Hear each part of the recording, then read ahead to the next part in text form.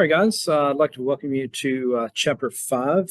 In this lecture video, I want to go over a few things with you about carbohydrates, one of the main macronutrients that we introduced at the very beginning of the semester. So in this video, we're going to kind of take a little closer look at what makes up a carbohydrate, a little bit about its chemistry or its biochemistry, and even how the body kind of processes it and what it's going to do for the body. You probably already know some examples of carbohydrates, and I'll give you some to kind of look at.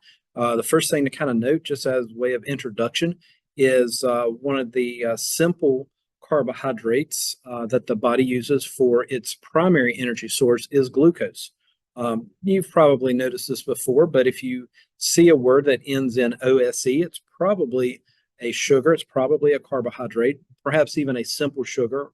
And so glucose is a good example. This is the way the body uses, this primary energy source to make ATP energy.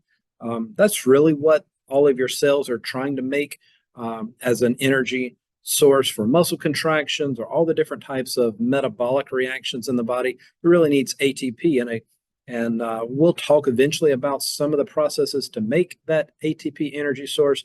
Maybe you've heard of some of the chemical reactions like cell respiration. That's made up partly of glycolysis and citric acid cycle, electron transport. All of these different metabolic pathways kind of start with glucose. That's the main energy source. And so we're going to look at kind of why this is a carbohydrate. I'll show you some examples of some simple carbs, simple carbohydrates, and then some more complex carbohydrates or polysaccharides. We'll see this word from time to time, and I know probably everybody has seen this before, high fructose corn syrup. And we need to kind of talk about what that really means and how it affects our overall general health. So, when you think about carbohydrates, you may not always think about glucose, but again, that's kind of the main energy source that our cells need. If you think about eating carbohydrates, whether it's something that's got some sugar in it or something like a starch, maybe some breads or pastas, your body's going to go through, digest that, do some chemical reactions, try to break it down into a very simple form. And so glucose is kind of as simple form as it gets. So I want to show you this word up here, monosaccharide. Literally, this word mono means one, and saccharide is referring to sugar. So literally, it's telling you have one sugar unit that makes up this particular type of carbohydrate. If you notice the name, I didn't mention this, but if you notice the name carbohydrate, it tells you kind of what the elements are that make up carbohydrates. Carbo refers to carbon. Hydrate, we think of water or hydration. And so water is made out of hydrogen and oxygen. So you put all that together, carbohydrates are going to have carbon, hydrogen, and oxygen all connected together. If you just have one simple or one single subunit, then you have a monosaccharide. These are some examples. You don't necessarily need to know all of these examples. You should know glucose for sure. Sometimes you'll see glucose referred to as dextrose. A lot of times you hear people talking about their blood sugar, maybe their blood sugar going up or down, or kind of monitoring the blood sugar, especially if they're diabetic. That's what we're talking about, glucose levels in the blood. But another simple monosaccharide is something called fructose. Sometimes you see this referred to as fruit sugar, and that fruit sugar is because it's produced naturally by a lot of plants and put into a lot of the fruits that we eat. Galactose is just another example of a simple monosaccharide type sugar. When you put two of these simple units together, simple sugars together, and you got to combine them chemically, you chemically change that into a disaccharide. Di means two, so now you got two sugar units, two simple sugar units put together through a chemical bond. So for example, if you take glucose and chemically combine it to another glucose sugar, then you have a different sugar altogether called maltose.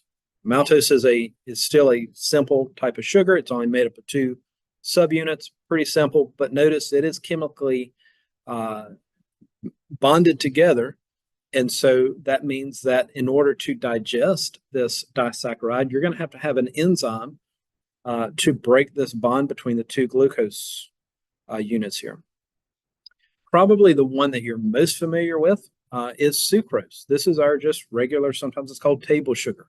So if you add sugar, if you're baking something, if you're adding sugar to a sweet tea or coffee beverage, then that's sucrose that you're using. But notice that sucrose, even though it's a simple sugar, it's a disaccharide and it's made up of glucose that's chemically bonded to fructose. You may have heard of lactose before. Probably in the sense of you may know people that are lactose intolerant or have some lactose problems digesting lactose. It's a disaccharide made out of galactose and glucose chemically bonded together. So what that means is, again, in order to digest lactose, you would have to have an enzyme to actually chemically break the bond between galactose and glucose. Now, let me back up just a bit. We said that high fructose corn syrup, and what that means, high fructose means you've got a little more fructose than you do glucose. And so normally we think of our table sugar as sucrose, and you can get that naturally, which we'll talk about in a little while. You can get that naturally from like cane, sugar cane, or sugar beets, plants that produce sucrose naturally. That can be harvested that way. But you can also get it in the form of what's called high fructose corn syrup. In other words, instead of being kind of a 50-50 ratio between glucose and fructose, there's actually in high fructose corn syrup, there will be higher amounts of fructose than in glucose. Right. Well, here's a little bit. Yeah, there's a little bit about the table sugar that I mentioned. Sucrose, table sugar. You can find it in, honey is very sweet. Maple syrup, true maple syrup comes from maple trees. Some vegetables like carrots have a little bit more concentration of sucrose. Sucrose can be naturally, like I said, naturally produced from certain vegetable crops that concentrate sugar or sucrose in a large amount. So sugar cane and sugar beets. And so that process, they basically take that crop and squeeze out the juices from that plant and from the roots there, and the sugar cane plant itself, and that they extract out the actual sucrose. Where high fructose corn syrup comes in is along the way they figured out that you can take corn, which has a lot of starch in it, take the starch and actually chemically change it back down into sucrose and glucose and fructose, but it ends up having a little bit higher concentration of fructose than it does glucose. A lot of times you see that's kind of referred to as or has some little bit worse, health impacts. It turns out that fructose has to be kind of converted over to glucose biochemically by the liver inside the body. And so it's not quite as healthy of a energy source as just regular old glucose would be. So are there alternatives to sugar? Well, sure, everybody's probably had some type of sweetener. And so here's a couple of things about anytime you see the word nutritive sweetener, it means that it has some kind of caloric value to it. In other words, there's some kind of nutrition associated with it, has some type of energy that it's providing, even though it's kind of small, but it does have some energy. And normally we think about, again, sucrose and high fructose corn syrup. But what about alternatives to that? Well, there are still other nutritive sweeteners. Usually these provide much fewer calories than just regular sucrose or high fructose corn syrup. Maybe you've seen this word before, sugar alcohol. These are three examples: sorbitol, xylitol, and mannitol. These are used because they sweeten whatever whatever food source you're eating. Usually these are found in things like diet not diet, or usually like a chewing gum or candy, or even something like toothpaste may use a sugar alcohol to kind of sweeten it a little bit. But they're very few as far as the calories content is very low. Some people, if these are a little higher in concentration in a particular food item, can cause some GI, gastrointestinal problems. What about non-nutritive sweeteners? Sometimes these are called artificial sweeteners. They're non-nutritive because they don't provide any calories at all, and they are used to sweeten, different foods that we eat or drinks that we drink. Currently, there are about 6 or so FDA approved non-nutritive or artificial sweeteners. You're probably familiar with most of these. Got a little picture there. It kind of shows many of these are sweet and low type packs.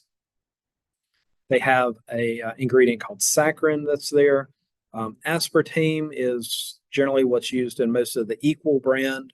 Sucralose seems to be kind of on the rise a little bit. You hear about sucralose a little bit more now. That's in the Splenda, the little yellow packets like that. Acesulfame K, the K is potassium. Acesulfame potassium, sometimes you find this in beverages, drinks. Sometimes it's in cakes or candies or desserts that are marketed as no sugar, doesn't have sugar content. Neotame, Advantame, these are sometimes found again in like sugar-free candy or sugar-free chewing gum or something like that. You do have to be a little mindful of any particular side effects of each of these. I've known people that sometimes they get headaches if they're drinking a lot of diet drinks. All of the diet brands, you can kind of go look on the side of the diet drink container and find out which artificial sweetener, synthetic sweetener that they use. A lot of times they use aspartame or sucralose or this acesulfame K. But some people have a little bit, maybe they get headaches from it, or depends on the concentration. They can have other side effects. So you do have to kind of be a little careful, do a little research on those to try to figure out, what types of effects or side effects they may have on an individual. Section 3, I want to look at a little bit about complex carbohydrates. So we've already mentioned you've got a monosaccharide. You put 2 monosaccharides together, you build up, you chemically combine it, you have a disaccharide. But what if you start putting more and more monosaccharides together? You kind of build like a larger molecule or larger chain. That's called a polysaccharide. Poly, the prefix there means many, and saccharide is sugar unit. So you've got many of these monosaccharides put together to form a larger carbohydrate or a complex carb.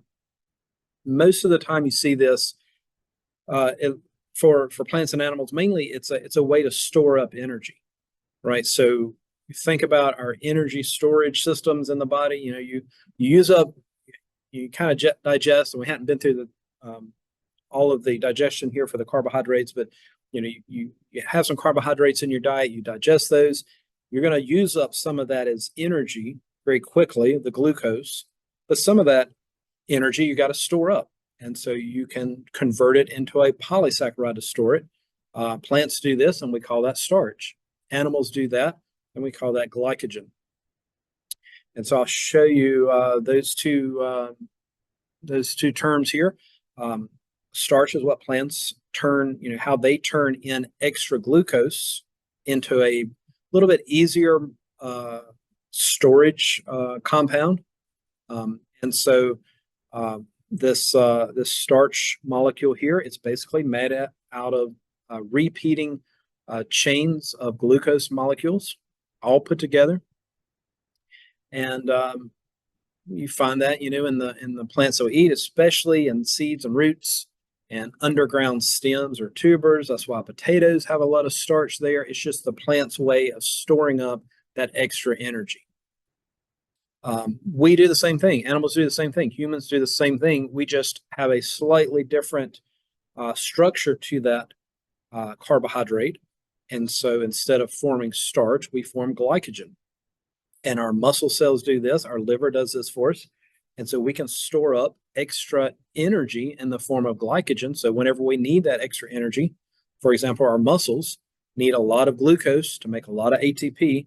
You've got glycogen stored up in those muscles and in the liver cell that you can convert pretty quickly into glucose. You can use that for ATP energy production. What about fiber? Fiber is also a complex carbohydrate or a polysaccharide. Now, this happens to be one that we don't have, humans don't have the enzymes necessary to actually break it down. We don't have the enzymes necessary to take a fiber complex carbohydrate molecule and actually digest it into the energy, simple sugars. We don't have that capability. Fiber comes in a couple forms. You have insoluble fiber. Insoluble means it doesn't dissolve in water. And so this is helpful for us. We still benefit. We're not using it as an energy source, but we do benefit from it. It eases and prevents constipation. It's good for our gut health, our large intestine health. We need something to kind of help kind of move the solid waste through the digestive system.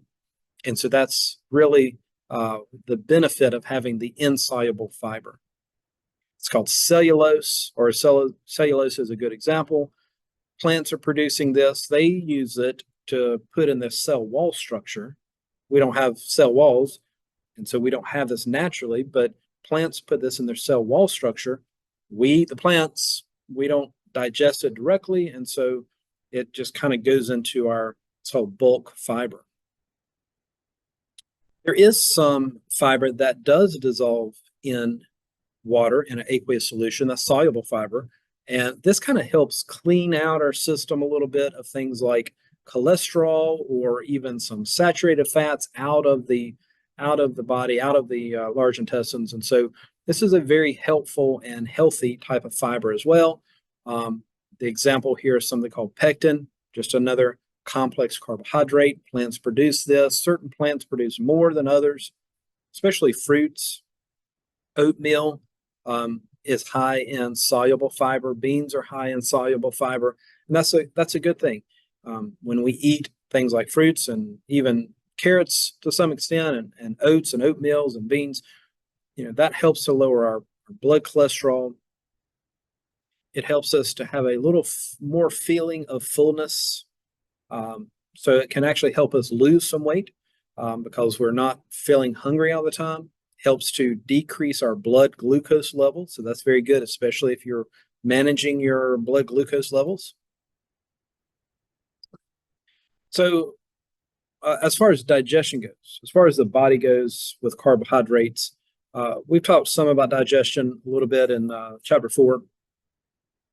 We know that digestion usually kind of starts in the mouth, and you actually have a little bit of chemical digestion taking place in the mouth as far as carbohydrates go, because you have a little bit of enzyme. And like we said before, amylase here is an enzyme. It ends in ASE.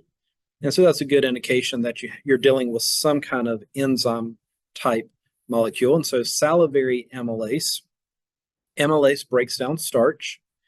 It's referred to as salivary because it actually comes from your salivary glands in the mouth. And this also distinguishes this from pancreatic amylase. The pancreas produces amylase also, and that goes directly into the intestines, small intestines. So you do have a little bit of salivary amylase. So if you start chewing up food in your mouth and it's got some carbohydrate in it, you actually, kind of mixing that food in your mouth with a little bit of saliva, a little bit of enzyme inside of your mouth, and that actually begins the digestion process. Not a lot of digestion as far as carbohydrates go taking place in the stomach itself. You just have too much acid there to work with digestion of carbs in the stomach. And so really the main site of digesting carbohydrates takes place in the small intestines.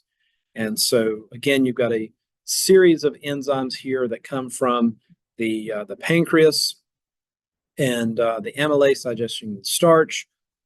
Maltase is digesting the maltose disaccharide. Sucrase is digesting the sucrose disaccharide. Lactase is digesting lactose. Also taking place in the small intestines, not only do you digest the carbs into smaller and smaller subunits, so eventually you're trying to get them down to as close to glucose as you can. And then those sugars, those simple sugars, make their way over to the liver. If you already have glucose, then that's great. And you've, in other words, you've digested down those carbs down into glucose, and that goes to the liver. But if you digest sucrose, right, you're going to have glucose and fructose. So now I got to do something with the fructose because my cells are kind of programmed to use glucose as an energy source, not fructose directly. So I got to do a little conversion of that fructose molecule. That's going to take place in the liver. Large intestines, this is where you're trying to reabsorb any other excess fluid. So water gets reabsorbed back into the bloodstream from the large intestines, maybe some electrolytes, but you're going to have some soluble fiber there that's going to help things kind of pass through the large intestines, out through the rectum. Sometimes you get a little fermentation from some carbohydrates that are not digested fully, especially if you have, again, like cellulose, cellulose coming from plants. We don't have the proper enzymes, but don't forget you do have some beneficial good bacteria that live inside of the large intestines. And one of the things that they can do, they can help us digest some of those complex carbohydrates that are kind of passing through the large intestines. And so they can actually kind of help us clear out some of the undigested carbohydrates there. A couple other things we'll look at in this video. Insulin, we're talking about carbohydrates. So the connection here for insulin, most of y'all have seen this before. Insulin is a hormone. It's a protein-based hormone. It's made by the pancreas, right? And so the pancreas not only is making enzymes for digestion, it's actually making hormones. And so this particular hormone is made from a particular cell type called a beta cell inside of the pancreas.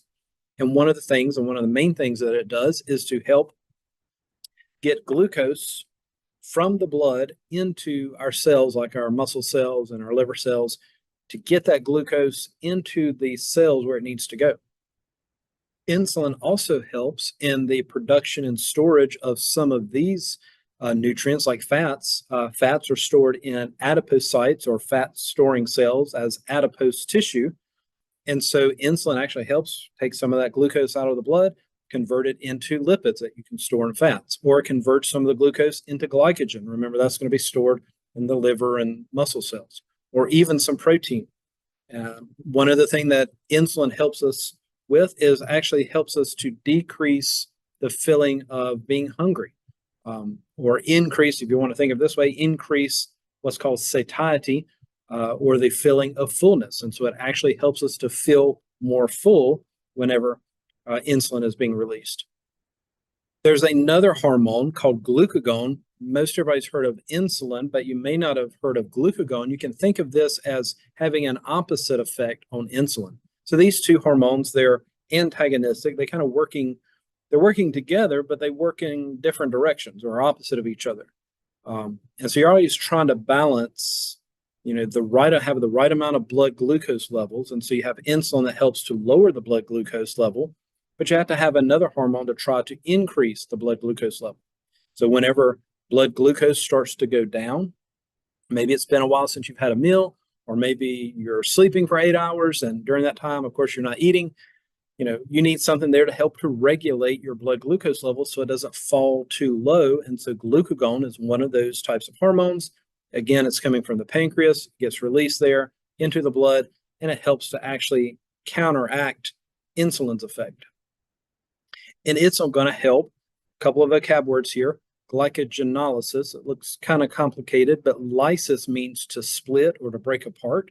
And what you're splitting here is glycogen. So glucagon helps to break down glycogen. Remember, glycogen is how we're storing up extra glucose. Glycogen is kind of like animal starch. Glycogen is, we take all the extra glucose and kind of package it into a complex carbohydrate called glycogen. But when you need it, you go through glycogenolysis. Glucagon kind of helps in that process, and you start breaking down, digesting glycogen that releases glucose into the blood to help increase your blood glucose levels. Similarly, you can go through lipolysis. Again, lysis is splitting, breaking down. The prefix lipo is referring to fats. And so remember, you're storing up that extra fat or the extra triglycerides in adipose tissue or adipocytes. And so this hormone glucagon can help stimulate that process to break down triglycerides into smaller, eventually into glucose that can be used for energy. And so here's just a little quick overview of using glucose. Maybe you recognize this equation here.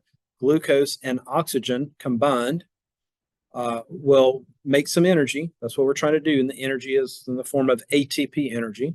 In the process, you're going to produce a little CO2 gas, carbon dioxide. That's why when we exhale, we release or exhale out some carbon dioxide. It's a waste product that builds up in the body. That's why we have to go through our respiratory system, has to exhale out the CO2. We do produce a little bit of water, not very much, but these chemical reactions do produce a little bit of water. Technically they're waste products, but you use that water, so you can actually benefit from having this metabolic produced water here. And so this is just kind of showing you using glucose as an energy source.